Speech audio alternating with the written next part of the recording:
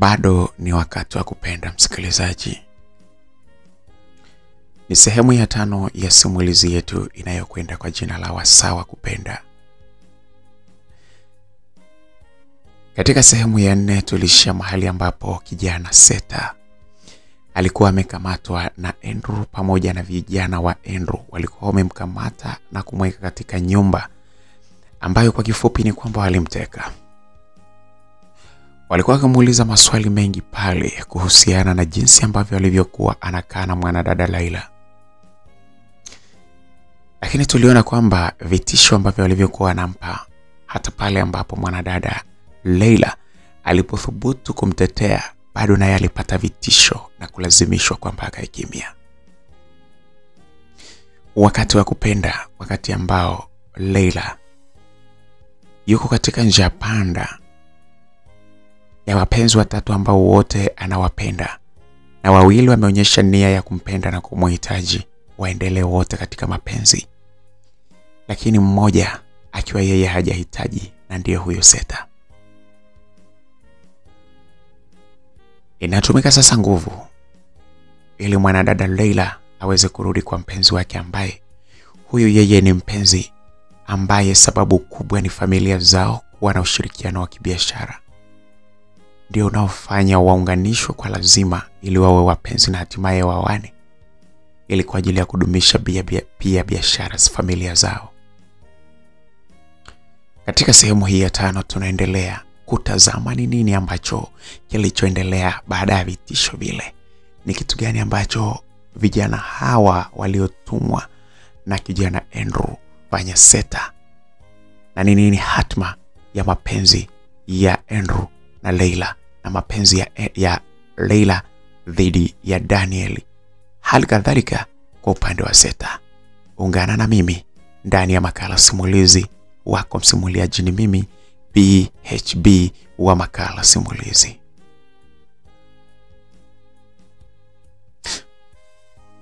Hivi kwani lakini Andrew, mnataka mfanyaje Seta wa watu? Wewe kimya kabisa.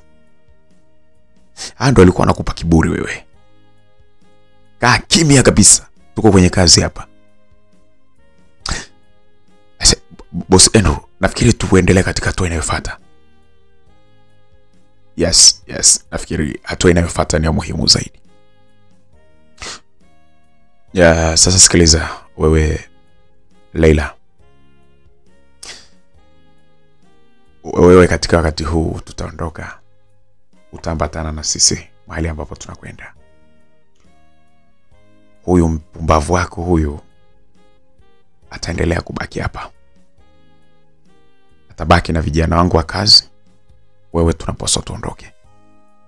Tunaenda wapi? Like tuondoke. Wewe hapa ulipo ni mateka, huna haki ya kuuliza tunaenda wapi. Naona unichezea akili yangu sana. Jose, wacha wengine hapo, mkamate huyu tuondoke naye. Jose bana alikuwa ni mmoja ya mabodyguard kama nilivyokuambia, ambao waliokuwa wamekuja na Andrew kule. Alikuja na kunishika mkono huku akinikokota, na mimi nikiwafuata na kwenda kupanda nao kwenye gari. Wakati huu tulikuwa wawili, mimi na pamoja na Jose, wakati Andrew akiwa yupo pembeni. Nilikuwa nimepanda huku mbele ya gari, ambapo Jose alikuwa akiendesha gari. Baada ya muda kidogo, Andrew aliniita nirudi katika siti ya nyuma. Nilipita pale na hatimaye nilikaa na Andrew huko nyuma, wakati huo Jose akiwa anaendesha gari kuelekea mahali ambapo kwa wakati huo nilikuwa sijui tunaelekea wapi. Ndani ya gari ziliendelea story ambazo sikutarajia kabisa kama zingeendelea pale ndani, kwa sababu kwanza nilikuwa najua kabisa kwamba hatima ya maisha yangu huenda imefika. Kama sio kufa kabisa, basi nitakuja kupata mateso makubwa sana. Andrew alianza kunipigisha story pale ndani.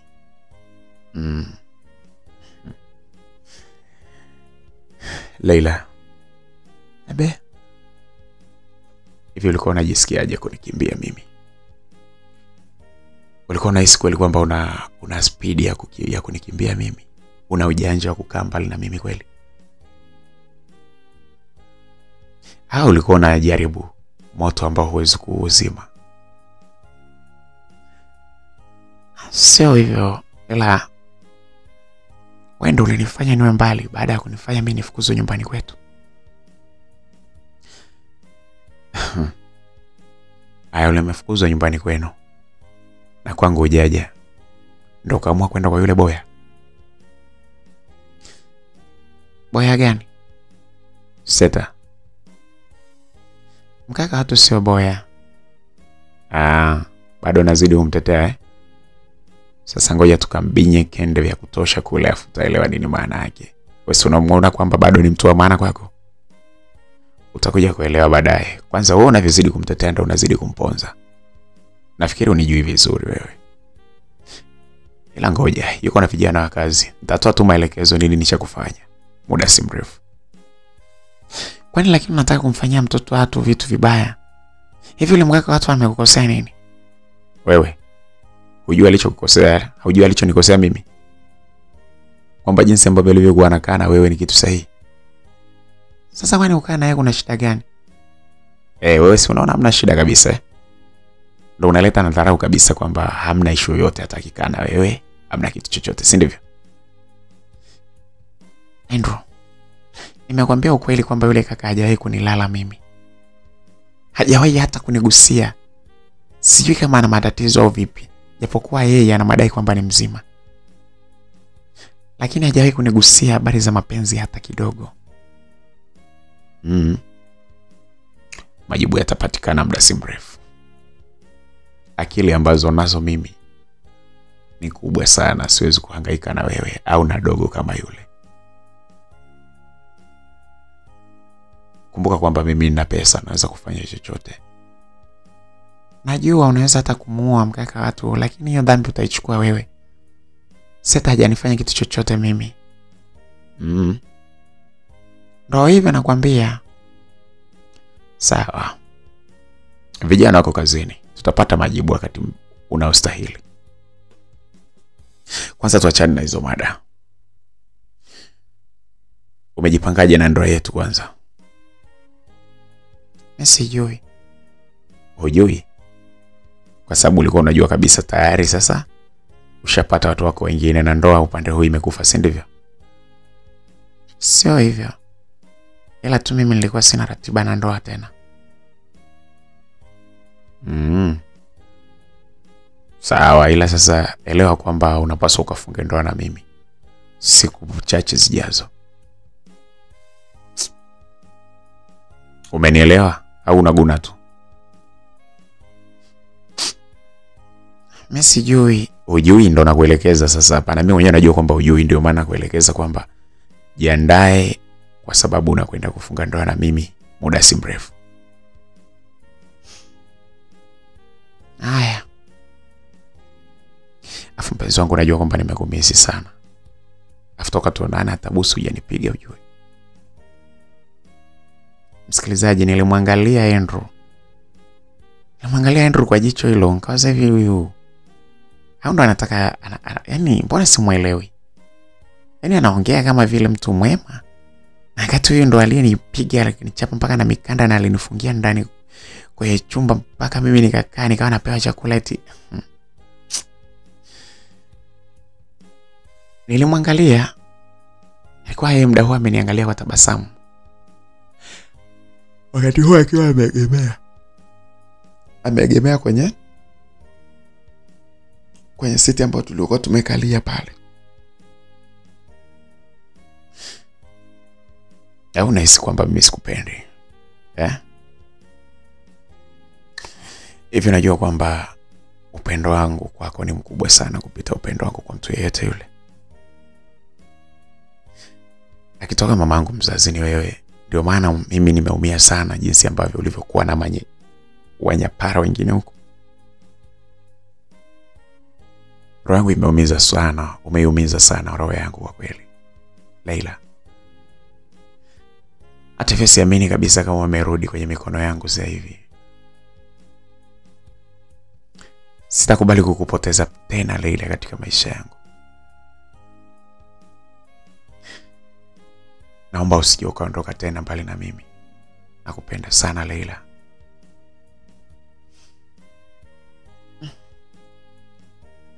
Pale sasa mimi nilianza kwa kweli kumpenda tena. Niliona kama maneno yake Andrew ni ya mtu ambaye anajirudi sana. Moyoni mwangu nilianza kumsamehe kidogo kidogo. Nikaanza kusahau yale yote aliyonitendea. Alinipa maneno mengi ya kunishawishi pale. Unajua, watu kukosana kupo na watu kukafrika kupo. Najuta sana kwa mambo ambayo niliyokufanyia. Kukupiga, kukufungia ndani ni matendo ambayo kwa kweli ni ya kikatili sana na sikupaswa kumfanyia mtu ninayempenda kama wewe. Lakini kwa sababu yameshatokea, hatuna namna ya kufanya yawe hayajatokea. Tunachopaswa ni kuganga yajayo. Kuangalia namna ambayo tunaweza tukaishi kwa amani na kuendeleza ndoa yetu. Kuifanikisha ndoa yetu iweze kutokea na tuishi maisha ya upendo na amani katika ndoa yetu. Nisamehe sana kwa yote ambayo yaliyotokea Leila. Nakukaribisha tena katika moyo wangu. Uwe kitu cha thamani katika moyo wangu. Unipokee na kunifanya niwe kitu cha thamani katika moyo wako kwa mara nyingine tena. Nimethibitisha kabisa kwamba kumbe wewe kukaa mbali na mimi mambo yangu yanaharibika.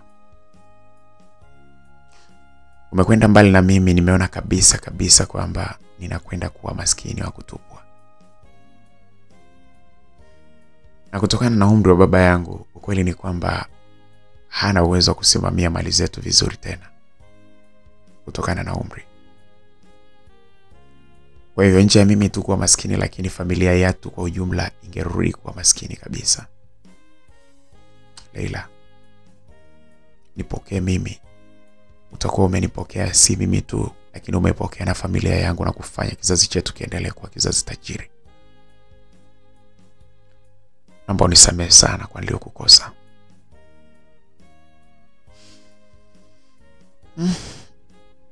Tatizo lako Andrew, sio mtu wa kuaminika sana. Kumbuka hata siku ya kwanza nilipokuja kukutembelea nyumbani kwako ulinipokea kwa moyo mmoja sana.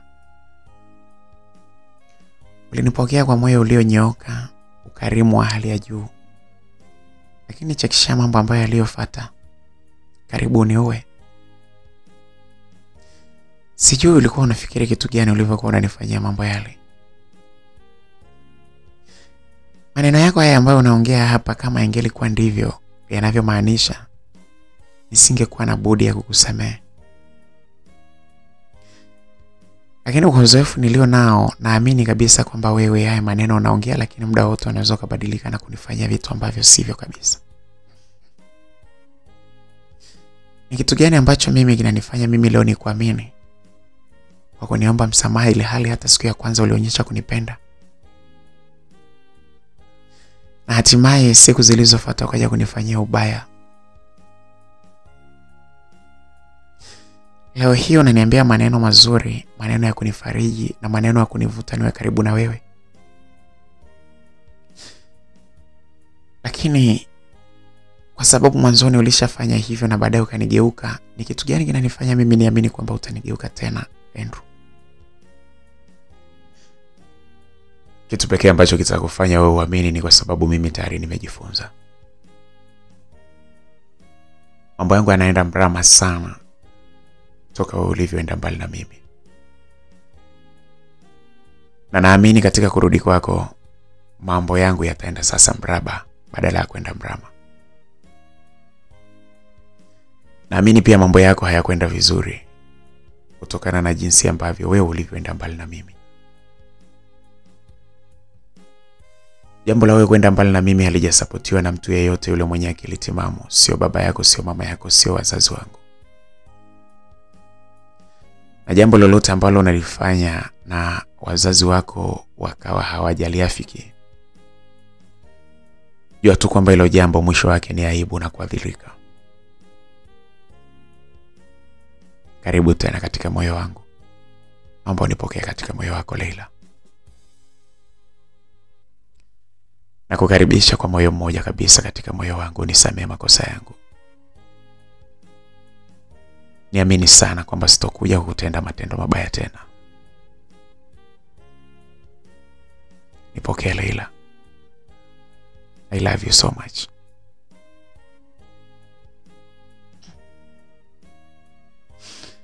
Nakupenda pia Andrew. Sijawahi kutamani hata siku moja kwamba mimi niweze kuwa mbali na wewe.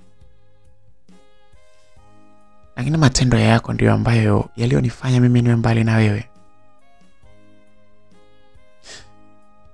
Na kwa sababu umeonyesha hali ya kujutia na umeniomba msamaha, bila shaka sina budi kukusamehe na kuwa karibu na wewe kwa mara nyingine. Lakini Andrew, naomba uelewe fika kabisa kwamba ikiwa wewe utanitenda tena matendo kama yale ambayo ulionitenda, sita kuondoka katika maisha yako milele. Sitakubali kurudi nyuma tena kusogea karibu na wewe. Nitakaa mbali na wewe siku zote za maisha yangu ikiwa utathubutu kunitendea matendo kama yale. Siko tayari mimi kuishi kama mtumwa hata kidogo. Sipo tayari kuishi maisha ya kunyanyaswa hata kidogo kwa sababu tu ya mali. Sitaki kabisa. Naomba unielewe.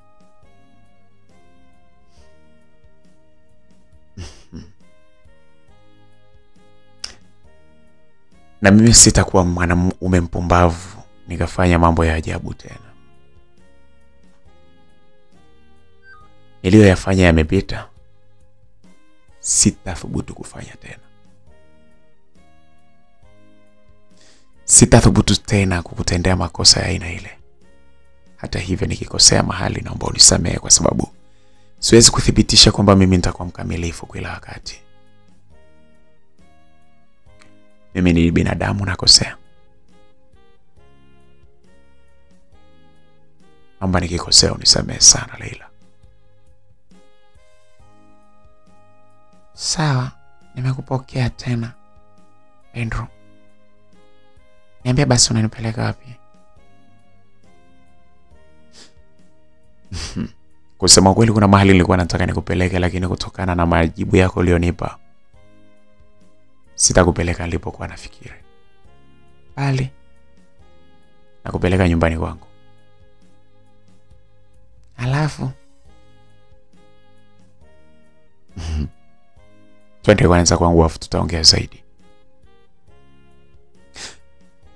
Jose, hebu tuelekee nyumbani, acha kuelekea mahali ambapo tulipokuwa tumepanga. Geuza gari, tuelekee nyumbani. Sawa boss. Andrew alimwelekeza sasa Jose, ambaye alikuwa ni mmoja wa walinzi wake. Hatimaye alifika sehemu ambapo kulikuwa kunafaa kugeuka. Aligeuza gari na hatimaye tulishika njia nyingine ambayo iliyokuwa inaenda nyumbani kwa Andrew. Tulifika mpaka pale na kwa kweli sikuamini nilichokikuta. Nilikuta watu kadhaa, wengi kidogo, ambao waliokuwa wako pale ndani. Sio wengi sana, lakini palikuwa panaonyesha kabisa kwamba kuna mfumo kama wa sherehe iliyoandaliwa. Nilipofika pale kulipigwa vigelegele na watu wakawa wananipokea kwa shangwe sana. Nilipomuuliza hawa ni akina nani, alisema hawa ni marafiki zangu wa kike kwa wa kiume. Nikamuuliza amekuja kufanya nini, alisema akaniambia kwamba walikuja kwa ajili ya kunipokea mimi. Walijuaje kwamba mimi nitakuja huko? Nilikuwa na uhakika na mission ambayo nilikuwa nimeipanga. Hata kama ningekupeleka wapi, lakini bado tungekuja hapa. Kitu ambacho kingebadilika labda ni muda tu, lakini kuja hapa ingekuwa ni lazima kwa wewe kuja hapa. Kwa hiyo sasa wanataka nini? Mbona sasa kama kuna sherehe? Ya, ni sherehe fupi ambayo nimeamua kuifanya hivi. Nimewaambia kwamba waweze kufurahia kurudi kwako, kwa sababu siku sio nyingi. Pia nitakwenda kukuvalisha pete. Nilitaka nikuvalishe pete leo, lakini nimeona ili wazazi wetu nao waweze kuwepo, tuisogeze mbele. Bali leo tutakata keki tu hapa ya kuonyesha furaha, jinsi ambavyo nilivyofurahi kwa wewe kurudi nyumbani. Sawa. Basi msikilizaji, tuliingia pale ndani ya ua nyumbani kwa Andrew. Kulikuwa kumeandaliwa keki na sherehe ndogo hivi ambayo ilikuwa imehusisha watu wasiozidi 20. Kulikuwa na muziki, watu wakiwa wanafurahi sana ndani ya nyumba ile ya Andrew. Sikuwa na hiana, tulikata keki pale, tulifurahi. Na baadaye Andrew aliniambia kwamba anahitaji kulala na mimi. Watu walio wengi pale walitawanyika isipokuwa rafiki yake mmoja ambaye yeye alichukua chumba na kulala pale pale nyumbani kwa Andrew. Tulilala pale na Andrew siku hiyo kwa kweli alitaka mechi. Sikuwa na uwezo wa kubania kwa sababu hata mimi mwenyewe nilikuwa nina muda mrefu sana sijafanya hizo mambo. Na hii ni kutokana na kwamba Seta yeye alikuwa hataki kabisa kufanya na mimi. Na nilikuwa sina mtu mwingine. Daniel ni kama vile hatukiwahi kufanya na hata hivyo yeye aliniambia kwamba anahitaji ndoa, sio zina. Ulikuwa ni usiku wa mahaba, ulikuwa ni usiku na wasaa wa kupenda kweli kweli. Nilijiachia vizuri kwa Andrew na yeye alifanya kama alivyotaka. Kila sehemu ya mwili wangu alifurahia Andrew. Kila sehemu ya mwili wangu aliigusa na kuifanyia kinachostahili kufanywa. Sehemu iliyostahili kupapaswa ilipapaswa. Sehemu iliyohitaji kunyonywa ilinyonywa. Sehemu iliyohitaji kuingizwa ulimi iliingizwa. Na sehemu ambayo iliyohitaji kutekenywa ilitekenywa. Nilienjoy kila penzi na kila aina ya mahaba ambayo alionipa Andrew siku ile. Ndivyo ilivyokuwa kwangu pia. Niliamua sasa kumpa kila kitu. Ni katikati tukiwa katikati ya huba, katika wasaa wa kupenda, ndio mida ambapo Andrew aliponieleza kwamba amefurahia sana kurudi kwangu kwake kwa sababu kutafungua mambo mengi katika maisha yake. Aliniambia azma yake ya kutaka kwamba kesho tuweze kwenda nyumbani kwao na hatimaye tuende kwetu. Na kitu pekee ambacho kilichokuwa kinapaswa kitupeleke kule ni kueleza wazazi kwamba tumerudiana, tuko salama, na waweze kuturudishia mali ambazo walizokuwa wametupatia. Na hatimaye akatunyang'anya baada ya sisi kutengana. Na jambo la pili ni kueleza wazazi wetu nia na madhumuni yetu ya kufishana pete, ili tuweze kuwa wapenzi na hatimaye siku zijazo tufunge ndoa, tuwe mke na mume. Kutokana na utulivu ambao uliokuwa ndani ya chumba ambacho tulichokuwa tukifanya mapenzi mimi na Andrew, nilifurahi na mimi nilimjibu kwamba mimi niko tayari. Pamoja na mambo yote hayo, Danieli hakutoka katika moyo wangu wala Seta. Walikuwa wakiendelea kuzurura katika moyo wangu na katika kichwa changu nikiendelea kuwafikiria. Japokuwa nilikuwa katikati ya huba la penzi la Andrew. Tulilala na asubuhi ilifika. Mapema sana wakati sisi bado tumelala, simu ilipigwa kwa Andrew. Ya, habari yako? Salama bosi, kwema.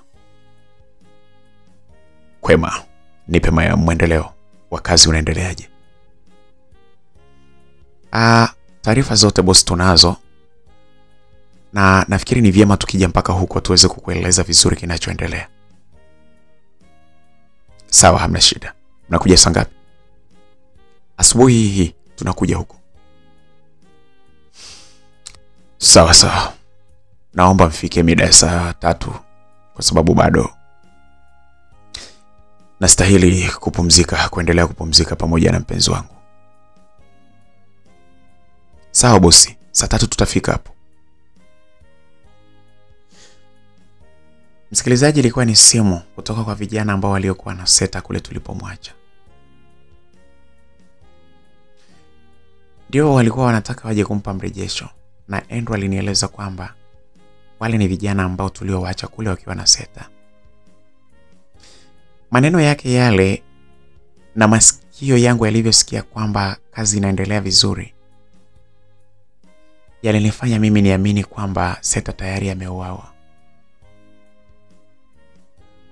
Jambo lile lilinifanya mimi nianze kulia pale ndani.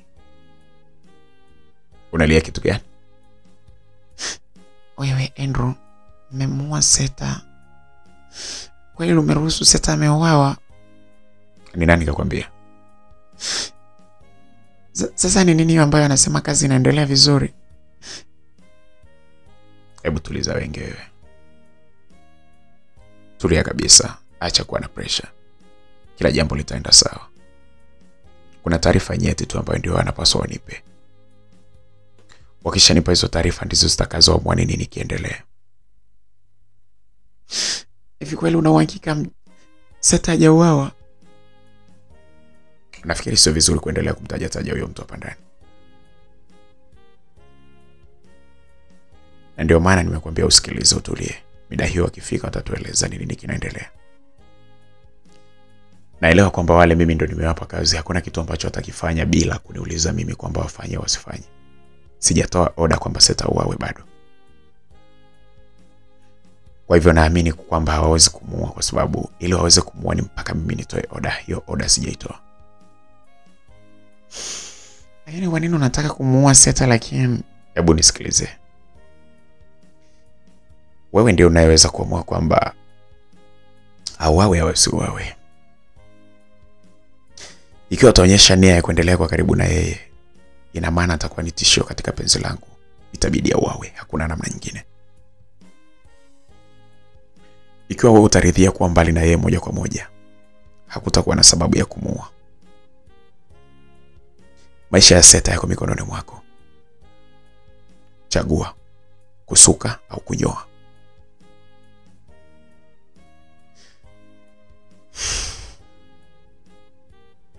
Msikilizaji, maneno yale yalirudisha tena tumaini langu kwamba Seta atakuwa yuko hai.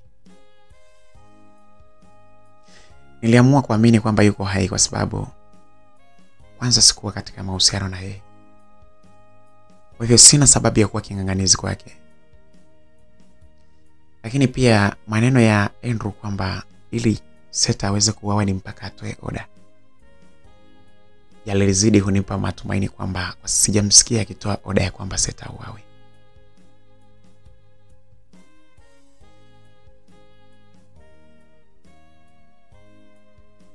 Naam, tuliendelea kupumzika pale kitandani. Na mida ya saa 2 kama na dakika 40 tuliamka. Tuliongozana kwenda kuoga, mimi pamoja na Andrew. Sio siri, Andrew alikuwa na hamu na mimi sana kule bafuni. Alihitaji tena mechi. Wakati tunaoga kwa kweli, na mimi nilikuwa nimeamsha midadi tena. Nilimpa mechi, tulianza kucheza mechi kule bafuni. Tulipomaliza mechi na kuanza sasa kuoga tena, hapo ndipo ambapo tuliposikia tena mlango ukigongwa. Hii ilikuwa inaashiria kwamba wale vijana walikuwa tayari wameshafika. Tulitoka na mimi nikiwa nimefunga kanga yangu. Andrew alikuwa amevaa pensi yake wakati huo. Alipiga simu na hatimaye mlinzi wake wa getini alielekezwa aingilie kwenye mlango mdogo ambao ulikuwa unafungwa kwa nje na hatimaye aingie wafungulie. Andrew hakutaka kabisa kutoka kuonana nao kwanza. Mlinzi alifanya hivyo na hatimaye aliwafungulia kwa ndani, wakaingia. Walipoingia ndipo ambapo sasa Andrew aliwaita waingie moja kwa moja mpaka chumbani. Walikuja pale chumbani, muda wote tukiwa tumekaa mimi pamoja na Andrew kwenye kitanda. Walikaa katika sofa ambalo lililokuwa katika chumba kile. Walikuja vijana wawili, kuashiria kwamba kuna mmoja alikuwa amebaki kule akiwa pamoja na Seta. Hebu nipeni muendelezo. Ni kitu gani ambacho mmekibaini? Aisee bosi, kuna kitu ambacho tulichobaini kwamba tumetumia dawa zile za nusu kaputi kumpiga kijana yule Seta. Tumejaribu kumpumbaza kupitia dawa zile, huku tukiendelea kumhoji. Viashiria vyote vinaonyesha kabisa kwamba hajawahi kulala na mpenzi wako. Kwa sababu hata wakati ambapo alipokuwa anazinduka baada ya kumpiga nusu kaputi, bado alikuwa na msimamo ule ule kwamba hajawahi kufanya mapenzi na mwanadada Leila, huyo mpenzi wako. Hii inatuthibitishia pasi na shaka kwamba kweli Seta hakufanya mapenzi na huyo mwanamke kama ambavyo alivyokuwa anasema huyo. Kwa hivyo majibu ambayo tuliyoyabaini ni hayo. Tunaendelea kusikiliza oda kutoka kwako, mkuu. Mkiangalia hili jambo linaweza kuwa sawa, au hizi dawa zitakuwa zimemfanya aendelee kusimamia msimamo wake badala ya kuleta ukweli ambao tuliokuwa tunauhitaji? Bosi, sisi ni wazoefu sana wa mambo haya. Kama unavyofahamu mimi kwamba ninafanya kazi hospitalini kwa muda mrefu, nafahamu umuhimu wa nusu kaputi. Tunafahamu sana namna ya kuzitumia na madhara yake katika mwili wa mwanadamu. Huwa haziongopi. Hii imenifanya nithibitishe pamoja na wenzangu kabisa kwamba majibu ambayo anayoyatoa Seta ni majibu ya ukweli. Hajawahi kufanya mapenzi na mke wako. Kumbuka kwamba ulisema kwamba mke wako umemweka alama. Mwisho kabisa hapaja, karibu na sehemu za siri za kwake. Mchoro ambao uliomchora mke wako, mpenzi wako huyo, tumejaribu kumuuliza pia hajui chochote kuhusiana na yeye. Hii inaonyesha ni namna gani ambayo hajawahi kabisa kumfungua na kufahamu hata mapaja yake jinsi yalivyo. Huo ni ukweli ambao tumeubaini pasi na shaka yoyote, bosi.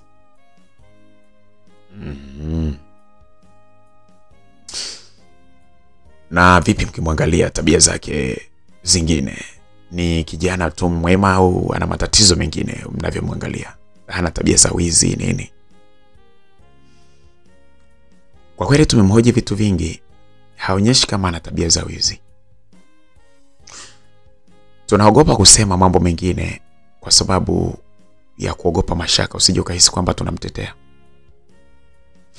Lakini kwa kweli kwa jinsi ambavyo tulivyomhoji kwa kupitia pia kumpumbaza na madawa haya, anaonyesha kwamba ni kijana mmoja mstaarabu sana. Hana matatizo kwa kweli.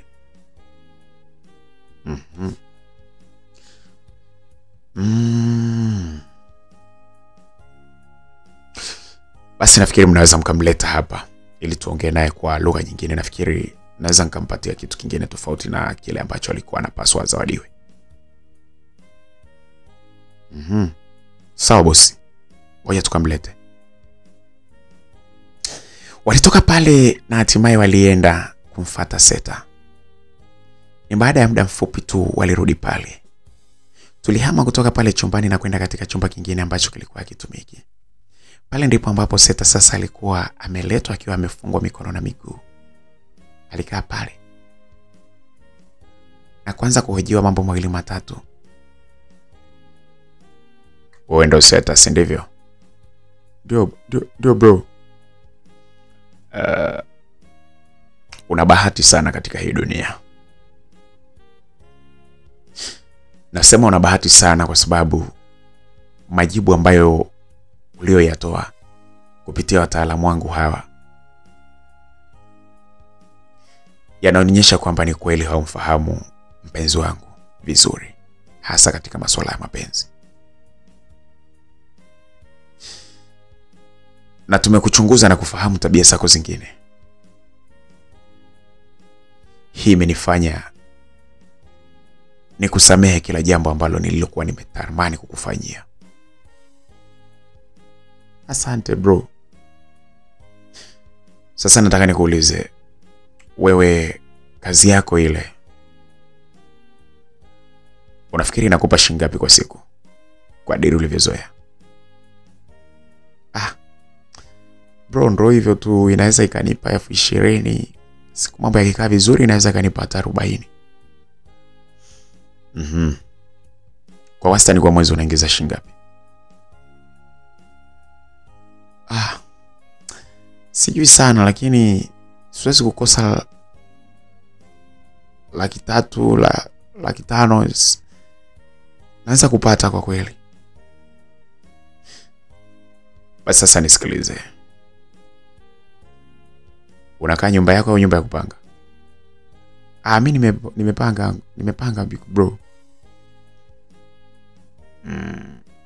Jose, mfungulieni huyu mikono na miguu akae kama sisi tulivyokaa. Haraka sana pale sasa walimfungulia, wakamwambia aweze kukaa kwenye sofa. Alikaa naye katika sofa ile. Tukawa sasa tumekaa wote kama watu huru. Seta, nataka nikupatie nyumba ya kukaa, lakini pia vile vile nataka nikupatie kazi, utanisaidia katika kazi zangu. Kwa mwezi nitakupa mshahara shilingi 1,200,000. Lakini nahitaji ufanye kazi zangu kwa uaminifu, kwa sababu watu wangu wameniambia kwamba unaonekana wewe ni kijana mstaarabu tu, huna tatizo lolote. Kaa mbali tu na mpenzi wangu, lakini nahitaji ufanye kazi hiyo ambayo nitakayokupa. Ni kazi ambayo utakuwa unasimamia sana katika miradi yetu. Utakuwa makamu wangu katika usimamizi wa kazi zetu. Na katika hili naomba uwe na amani kabisa kwamba hakuna jambo baya litakukuta. Unaweza kumrudishia mtu bajaji yake na ukaja kuendelea na kazi kuanzia leo. Asante bro. Asante sana bro. Ninahitajika nije na nini? Hakuna kitu unahitajika uje nacho. Unahitajika uje wewe. Kila kitu utakikuta maeneo ya kazi. Msikilizaji, nilivyosikia vile moyo wangu ulifurahi sana. Niliamini kabisa kwamba wema wa Seta ndio ambao unakuja kumlipa sasa. Pamoja na mbinu zote ambazo walizotumia kumdadisi ili waweze kujua kwamba alilala na mimi au la, zilionyesha kabisa kwamba Seta hajawahi kufanya mapenzi na mimi. Jambo lile kwa kweli lilinifanya hata mimi nifurahi sana kwamba Seta anabaki kwa salama. Kweli Seta aliondoka pale akiwa mtu huru. Aliondoka akiwa na bodyguard mmoja. Sasa wakati huo alipelekwa mpaka mahali kwake ambapo alipokuwa anakaa. Aliambiwa sasa arudishe kabisa bajaji kule kwa bosi wake ili hatimaye aweze kuhamia nyumbani kwa Andrew ili aanze kufanya kazi kama ambavyo alivyoelekezwa. Walienda na hatimaye walirudi pamoja. Seta aliambiwa aendelee kukaa pale nyumbani na ajisikie huru. Ale anachohitaji afanye anachotaka pale nyumbani kabla ya kupelekwa katika ofisi ambazo anapaswa afanye kazi. Mimi pamoja na Andrew tuliondoka na kwenda nyumbani kwa kina Andrew, ambapo tulipofika baba yake, mama yake wote walifurahi sana kutuona tukiwa pamoja. Kijana wangu bwana, kweli wewe ni mwanaume. Sasa wewe hapa umekuwa mwanaume wa kweli. Hapa umekuwa mwanaume kweli sawa sawa. Kwa kweli nakupongeza sana. Umeweza kumrudisha Leila katika maisha yako. Hapa sasa bwana, ofisi zote umerudi wewe. Uko salama kabisa. Hakuna shida yoyote, hakuna shida. Paul Janabi alifurahi sana, ambaye ni baba yake na Andrew. Alionyesha kufurahishwa sana na Andrew kunichukua tena na kunirudisha. Kutuona wote tukiwa pamoja kuliashiria kwamba tayari mimi nimekubali kuwa mpenzi wake. Kuliashiria kwamba mambo yetu yote yamekwisha kupita, hayo ambayo tuliokoseana. Na sasa ni wakati wa kuendeleza penzi letu.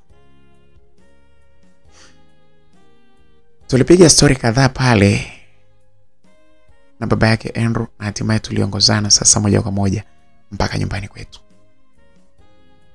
Baba yangu alifurahi sana kwa kweli. Mama yangu alifurahi sana. Huwezi amini, walisema nichague mnyama ambaye nataka mimi nichinjiwe. Nilivyokuwa napenda nyama ya kuku, niliwaambia mimi nichinjieni tu jogoo. Hauhitaji hata mnyama mkubwa. Mimi nikajua utasema hata tukuchinjia ngamia, binti yangu. Hapana. Mimi nahitaji tumchinjie kuku, tufurahi wote. Hata mimi nimefurahi sana kurudi katika familia yangu. Sawa. Msikilizaji, upande wa pili wa nyumba yetu, baada ya uzio wa kwanza kuvuka, fensi ya kwanza, fensi ya pili, kulikuwa na mabanda ya kuku ambayo yalikuwa mengi sana pale. Tukiwa tunafuga kuku.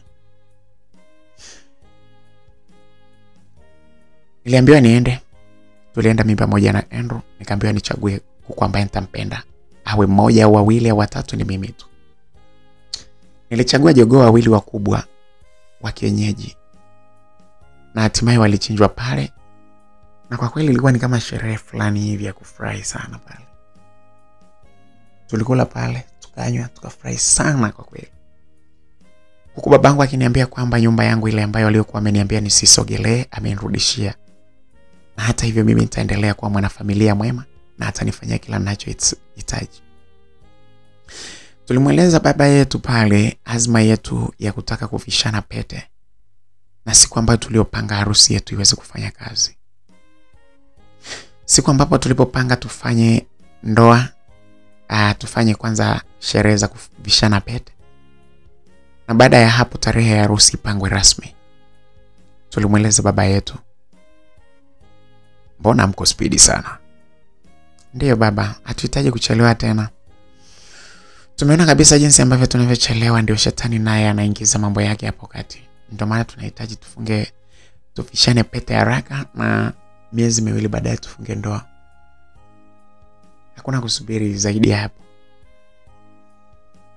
Basi hakuna shida. Vijana wetu kama mmekubaliana hivyo, sisi hatupingi. Nafikiri mmemweleza bwana Paul Janabi baba yake na Andrew tayari mmemweleza. Hapana. Hatukumweleza. Tumeona tuanzie hapa kwa kukwambia. Nafikiri hata wewe utamwambia na sisi tutamwambia pia wakati mwingine. Hakuna tatizo kabisa. Mambo yenu yamebarikiwa yote. Mnapata mibaraka yote kutoka kwetu sisi wazazi wenu. Hamna hata shida. Basi msikilizaji, kuanzia siku ile niliendelea kukaa pale nyumbani, lakini nikiwa naenda kwa Andrew mara kwa mara kwenda kumsalimia. Tuliendelea kufanya mapenzi mimi pamoja na Andrew. Kwa kweli sio siri, Andrew alikuwa anajua bwana. Ndio maana labda alikuwa anaringa. Sio mwanaume ambaye pengine ana mvuto sana usoni. No, ni mwanaume wa kawaida.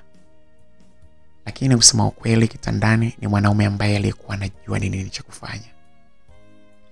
Alikuwa anajua ni nini cha kumfanyia mwanamke ili asimsahau. Nilifurahia sana penzi la Andrew. Akili yangu ilianza sasa kumsahau kabisa Seta, kwa sababu kwanza Seta tayari amekuwa mfanyakazi sambamba na Andrew. Sipaswi kumsogelea hata kidogo.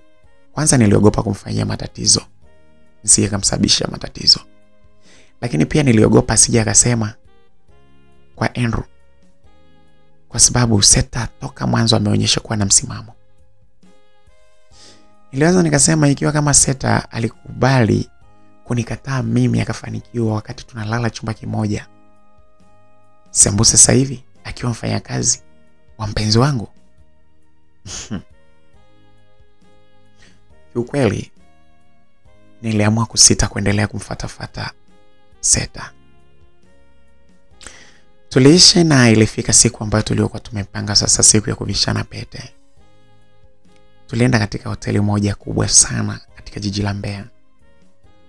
Tulichukua ukumbi katika hoteli ile, ndio mahali ambapo sherehe zetu zilipokuwa zikifanyika za kuvishana pete. Msikilizaji, shughuli zote za kuvishana pete ziliendelea. Ulikuwa ni wakati ambapo sasa sherehe zingine zimeendelea, shambra, watu kuimba na mambo kama yale. Zilikuwa zimefika sasa hatua rasmi, wakati ambapo Andrew alikuwa ananivisha pete. Andrew alikuwa amepiga goti chini, ameshika mkono wangu, anaanza kunivisha pete. Ghafla tulisikia kelele kutokea nyuma. No. Haiwezekani kabisa hiyo. Stop. Siwezi kubali kabisa. Macho ya watu wote waliokuwa katika ukumbi yaligeukia nyuma. Alikuwa ni mwanaume ambaye aliyekuwa anakuja kuelekea mbele, mahali ambapo tulipokuwa tunavishana pete. Kila mtu alibaki akiwa ameshikwa na dua. Amedua tu, wakiwa wanaangalia wakishangaa yule mwanaume anakataa kitu gani. Macho yangu yalimtazama mtu yule. Alikuwa ni Daniel. Daniel aliyekuwa mpenzi wangu. Anakataa hataki mimi niweze kuvishwa pete na Andrew. Wakati anakuja spidi kuelekea mahali tulipokuwa, walinzi walianza kumzuia kabla hajafika mahali ambapo tulipokuwa tunavishana pete.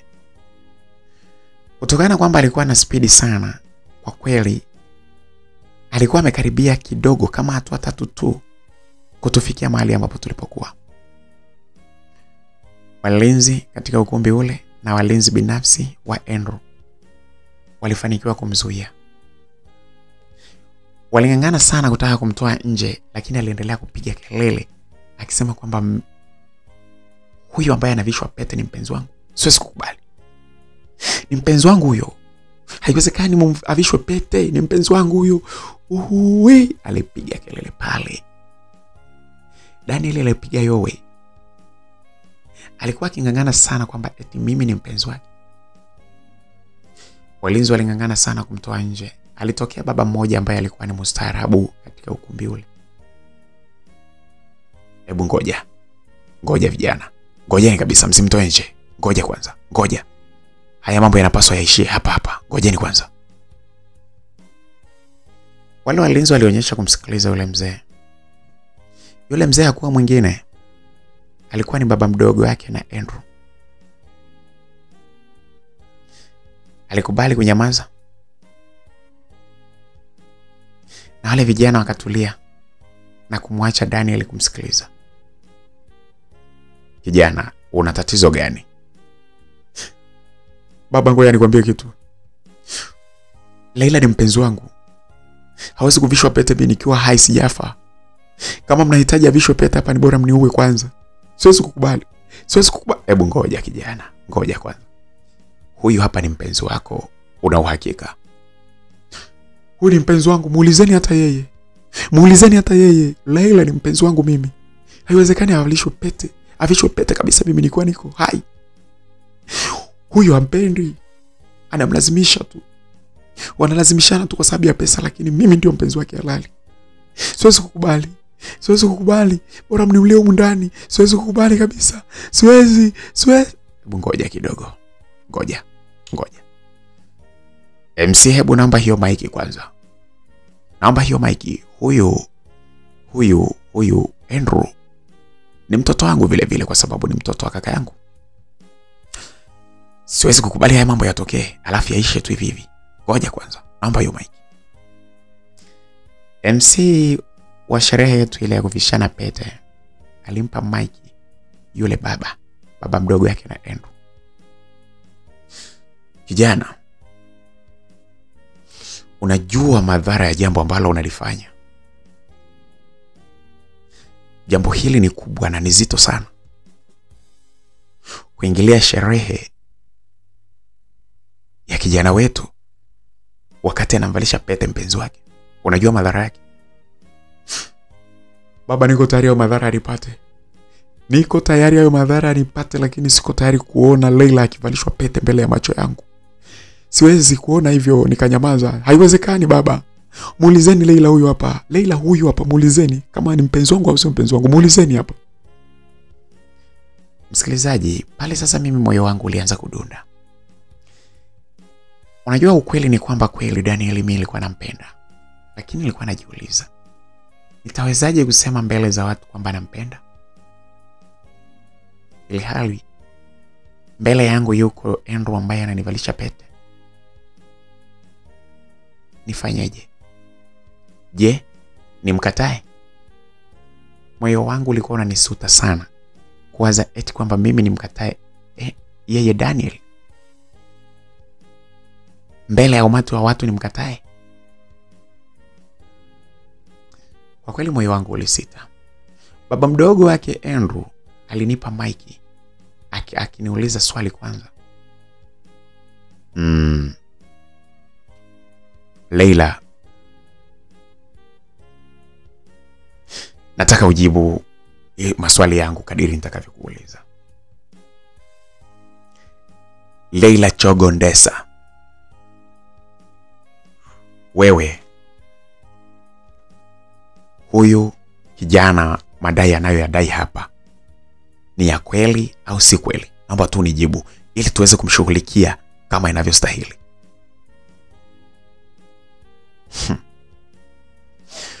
Msikilizaji, ulikuwa ni wakati mgumu sana kwangu. Nilikuwa kwanza namuonea huruma jinsi ambavyo Daniel anavyolia. Jinsi alivyokuwa analia akingangana kwamba mimi ni mpenzi wake. Nilimuonea huruma kwa kweli. Niliwaza kama tu mimi nitakataa nikisema yule sio mpenzi wangu. Sijai kuwekeana ahadi na yeye. Nilijua kabisa kwamba kuna matatizo ambayo yatamkuta, huenda hata kuuliwa au kutoa ulemavu. Wakati bado mimi nimenyamaza nafikiri nijibu nini, Daniel alianza kuropoka tena. Leila, sema ukweli wako. Sema ukweli wako. Wewe ndio unaweza kuamua kwamba mimi niuliwe au niwe hai. Lakini mimi sitakubali.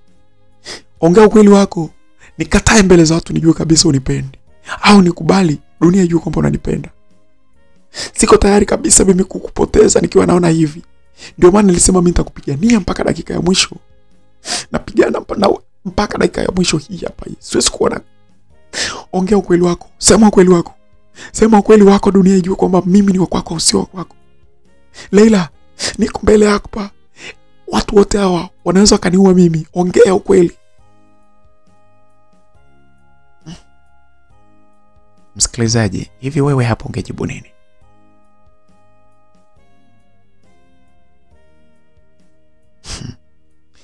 Daniel ni kweli kabisa. Ni mpenzi wangu niliyempenda kwa kutongozana, sio kwa kupeana amri kutoka kwa wazazi. Tumekaa naye kipindi kirefu tukiwa na mipango mikubwa ya ndoto ya ndoa. Leo hii ni mkatae aumizwe mbele ya macho yangu. Na ninavyomjua Andrew anaweza akaagiza wale vijana wake wampeleke wakamfungie mahali hata wamuue. Akiamini kabisa katika pesa kwamba anaweza akaleta kesi yoyote ile. Na akatoa rushwa tu na akabaki kwa huru hata kama watu wamemuua. Niliogopa pia lakini kumdhalilisha pakubwa sana yule Daniel. Lakini na mimi pia ni binadamu, niliwaza upande wa Andrew. Andrew atajisikiaje kama akijua kwamba mimi na Daniel ni wapenzi? Ili hali mimi na yeye tuko katika wakati wa kupendana. Atajisikiaje? Dunia itanionaje mimi kwamba nilikuwa na mpenzi wangu Daniel, alafu nikakubali kwenda kuvishwa pete na Andrew? Dunia itanionaje? Niliwaza ni wapi natupa kitambaa cheupe kama ishara ya mapenzi. Nitupe kitambaa cheupe kwa Daniel au nitupe kitambaa cheupe kwa Andrew ambaye wakati huo alikuwa amenyanyuka magotini na kubaki akiwa ameshika pete yake ambayo ilikuwa ni vichi mimi.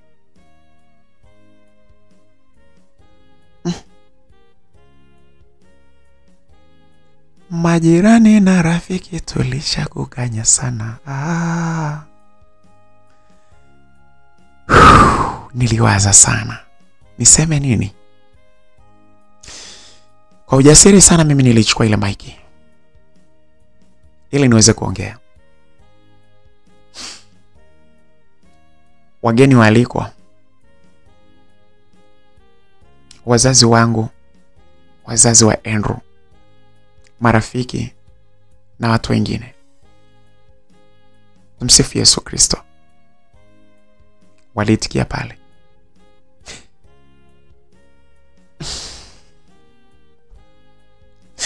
Kiukweli nashindwa kuongea kwamba niongee kitu gani mbele yenu. Kuhusiana na hili jambo ambalo linaendelea hapa.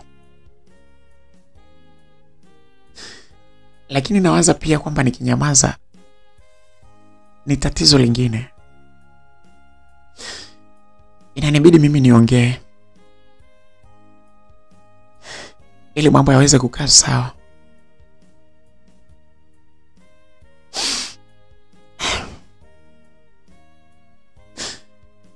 Ndugu zangu, leo mimi nimekuja kuvishwa pete na Andrew ambaye ni mpenzi wangu.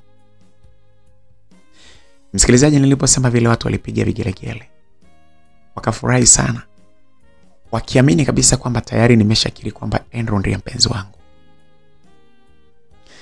Pale sasa ilikuwa wale walinzi walikuwa wanasubiri kusikiliza oda ambayo itakayokuwa imetoka kwa bosi wao kwamba ni kitu gani wanapaswa wamfanye Danieli, kwa sababu ameingia kuharibu sherehe yetu ya kuvishana pete. Lakini wakati wanaendelea kusubiri, mimi pamoja na machozi yangu niliendelea kuongea.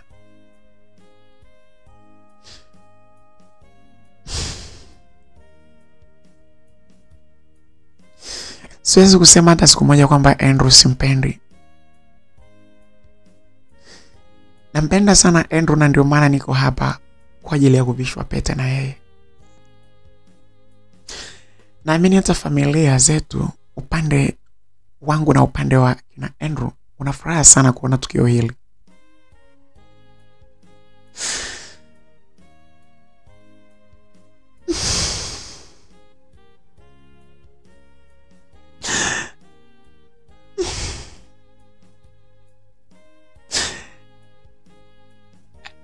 Mbele yenu mnamuona mtu mwingine ambaye ni Daniel.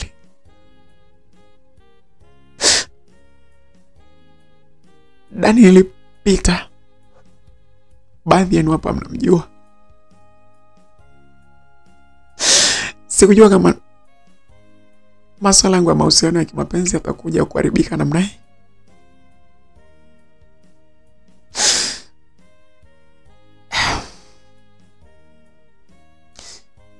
Leila, hebu naomba ukaushe hayo machozi yako, uongee jambo ambalo linaeleweka. Tunaona tunarudia maneno yale yale. Tunahitaji tujue ukweli na msimamo wako ili tuweze kujua ni nini kinaendelea hapa. Mpaka hapo ulipoongea bado unatuacha njia panda sisi. Tunahitaji kujua ni nini kinaendelea. Ongea, unaongea kuhusu Andrew. Andrew kila mtu anajua ni mpenzi wako na ndio maana tuko hapa. Haikuwa na sababu yote ya kuliongea hilo. Tunahitaji utoe maelezo yanayohusiana na madai ya kijana huyu. Kumbuka kwamba huyu kijana, kama sio wewe uliyemtuma, atapata tabu sana. Atapata tabu sana. Hatuwezi kukubali kuingia aibu. Kamera zote zinatumulika. Kuna waandishi wa habari humu ndani. Alafu tuletewe mambo ya kipumbavu, kijinga namna hii. Tunataka tu neno lako haraka iwezekanavyo. Kwa hiyo naomba uachane na hayo mambo ya kulia. Ongea kitu kinachoeleweka. Haya, endelea. Baba zangu, wazazi wangu na wazazi wa Andrew, naombeni mnisamehe sana. Mimi na huyu mnayemwona mbele yenu ambaye ana madai kwamba yeye ni mpenzi wangu,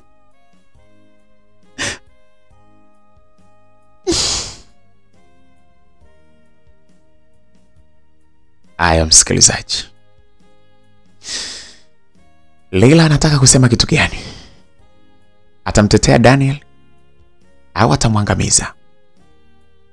Daniel, ukumbuke kwamba yuko katikati ya walinzi ambao sasa wamemweka mtukati, ili kama tu Leila akimkataa na kusema hamfahamu mtu huyo, basi aweze kushughulikiwa kisawasawa.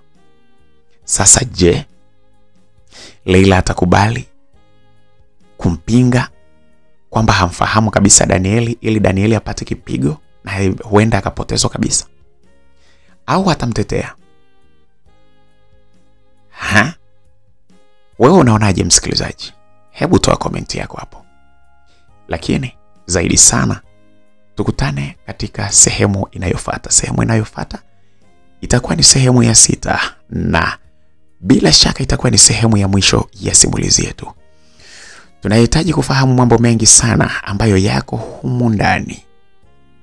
Tunaomba uendelee kuwa pamoja nasi, ushare video hii kwa wengine, ulike, ucomment, ili tuweze kufurahi pamoja.